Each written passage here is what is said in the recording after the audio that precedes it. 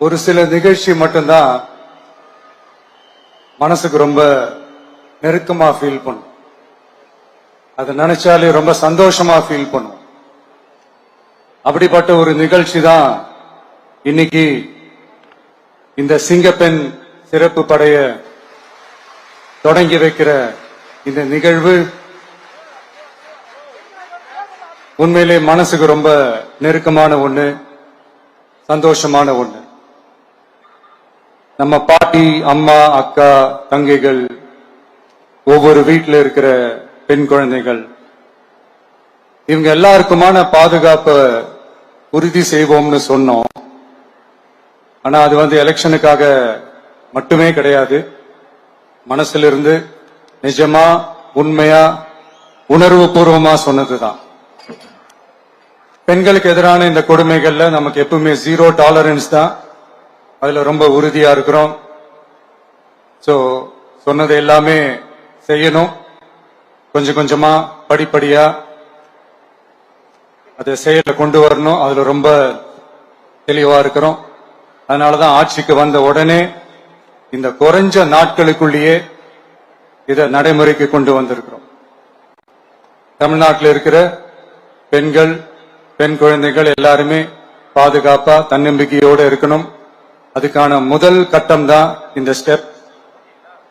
இது மனசுக்கு ஒரு மன நிறைவை கொடுத்தாலும், அதே நேரத்தில் பெண்களை பத்தின சில செய்திகள்லாம் கேட்கும் போது உண்மையிலேயே மனசு பதறுது, கண்ணு கலங்குது. அது கண்ட்ரோல் பண்ணவே முடியல. ஏன்னா நடக்கிற கொடுமைகள்லாம் யாருக்குங்க? நம்ம குடும்பத்தை சேர்ந்தவங்க தானே. எப்படி மனசு பதறாம இருக்கும்? அதனால பெண்களுக்கு எதிராக இதெல்லாம் ஏன் நடக்குது, எதுக்கு நடக்குதுன்றது மத்தவங்க மாதிரி ரீல்ஸ்லயும் இன்ஸ்டாலையும் தேடிட்டு இருக்க முடியாது. ரியாலிட்டிய புரிஞ்சுக்கணும்.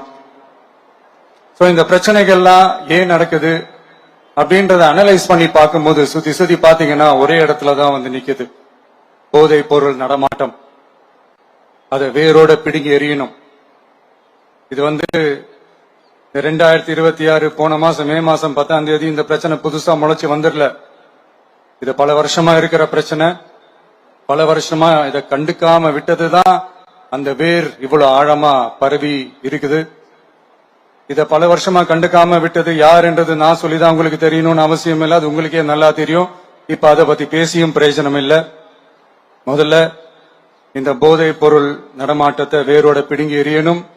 அப்படி எரிஞ்சாதான் இந்த பெண்களுக்கான இந்த சேஃப்டி ரொம்ப ஸ்ட்ராங் ஆகும். இது ரெண்டுமே ஸ்ட்ராங் ஆனாலே ஆட்டோமேட்டிக்கா சட்டம் ஒழுங்கும் சரியாகும். இந்த 3 விஷயம் சொன்னல, இந்த போதை பொருள் நடமாட்டம், பெண்களுக்கு எதிரான இந்த கொடுமை, இந்த சட்டம் ஒழுங்கு, இது 3மே ஒண்ணுக்கு ஒண்ணு இன்டர்லிங்க் தான். இதுவும் இப்ப புதுசா வந்த பிரச்சனை கிடையாது. பல வருஷமா இது இன்டர்லிங்க்டா தான் இருக்குது. இதெல்லாம் ஏன் எதுக்குன்றது இப்ப முக்கியம் இல்லை. இது எப்படி சரி செய்ய போறோம்ன்றதுதான் முக்கியம். பட் அதே நேரத்துல இன்னொன்னையும் நம்ம மனசுல எடுத்துக்கணும். இந்த பெண் குழந்தைகளுக்கான இந்த பாதுகாப்பு இது வெறும் சட்டம் ஒழுங்கு சம்பந்தப்பட்டது மட்டும்தானா அப்படின்னு கேட்டீங்கன்னா இல்ல. இது சமூக ஒழுங்கும் சம்பந்தப்பட்டிருக்கு. சமூக ஒழுங்குல தனி மனித ஒழுங்கும் சம்பந்தப்பட்டிருக்கு. தனி மனிதன் ஒழுங்கா இருந்தாலே அந்த சமூகம் தன்னால மாறும். ஒரு கட்டுப்பாட்டோட, ஒரு பொறுப்பா இருந்தாலே இது மாதிரி பல பிரச்சனைகளை நம்ம கண்ட்ரோல் பண்ணலாம். படிக்கிற இடத்துல, வேலைக்கு போற இடத்துல, டிராவல் டைம்ல, ஆனா டெய்லி லைஃப்ல பயம் இல்லாம மரியாதையோட நம்ம பெண்கள் வாழணும். அதுக்கான ஒரு அட்மாஸ்பியரை நம்ம கிரியேட் பண்ணணும். அதுதான் நம்மளுடைய ஃபர்ஸ்ட் டார்கெட்டு. இவ்வளவு நேரம் நான் இதெல்லாம் ரொம்ப சாஃப்டா சொல்லிட்டு இருந்தேன். ஆனா பெண்களை தொந்தரவு செஞ்சுட்டு அப்படியே எஸ்கேப் ஆகி போயிடலாம்னு நினைக்கிறவங்களுக்கு நான் ஒரு வார்னிங்காவே சொல்றேன். பெண்கள் பாதுகாப்பை டிஸ்டர்ப் பண்றவங்க யாரா இருந்தாலும் அது சகிச்சுக்கவே முடியாது. அவங்களுக்கான தண்டனைக்கான அந்த நடவடிக்கைகள் எல்லாமே போலீஸ் டிபார்ட்மெண்ட்ல இருந்து ரொம்ப கடுமையான ஒரு தண்டனையா இருக்கும். கடுமையான ஒரு நடவடிக்கைகளா இருக்கும்.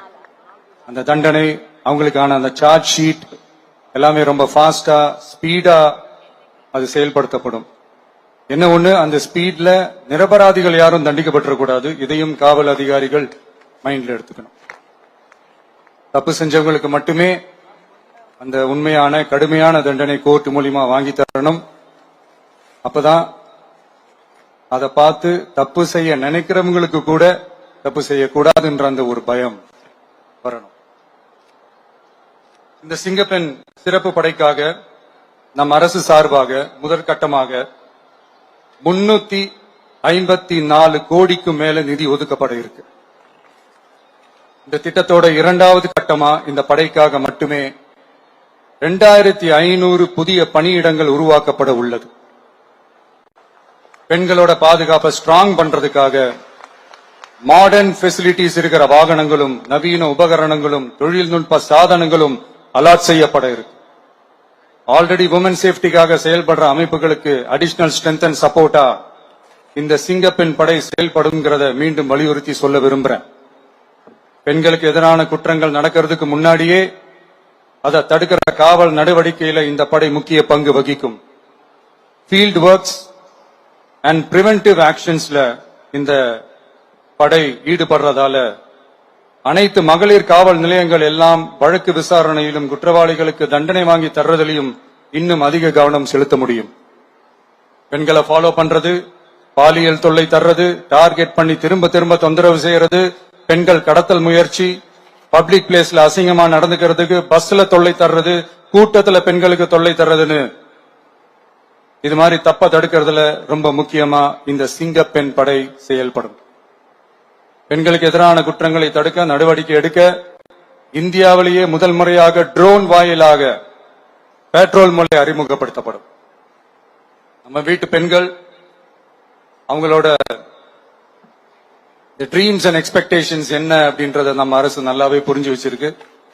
அது கொஞ்சம் கொஞ்சமா நாங்க செயல்படுத்துவோம்.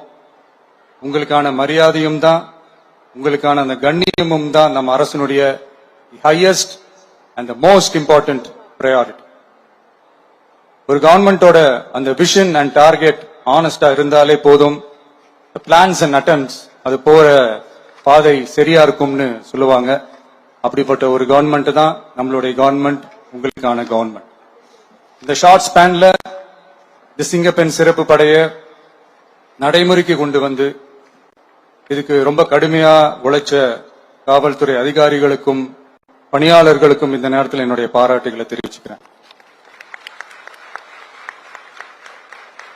இந்த நேரத்தில் என்னை பொறுத்த வரைக்கும் ஒரு கவர்மெண்டோட முதல் சக்சஸ், முழு சக்சஸ் இன்ஃப்ராஸ்ட்ரக்சரோட வளர்ச்சியிலையோ பொருளாதார வளர்ச்சியிலையோ மட்டுமே இல்லை, அந்த ஸ்டேட்டோட பெண்களும் குழந்தைகளும் மரியாதையா வாழ்றாங்களா அப்படின்றதுலதான் அந்த கவர்மெண்டோட முழு சக்சஸுமே இருக்கு.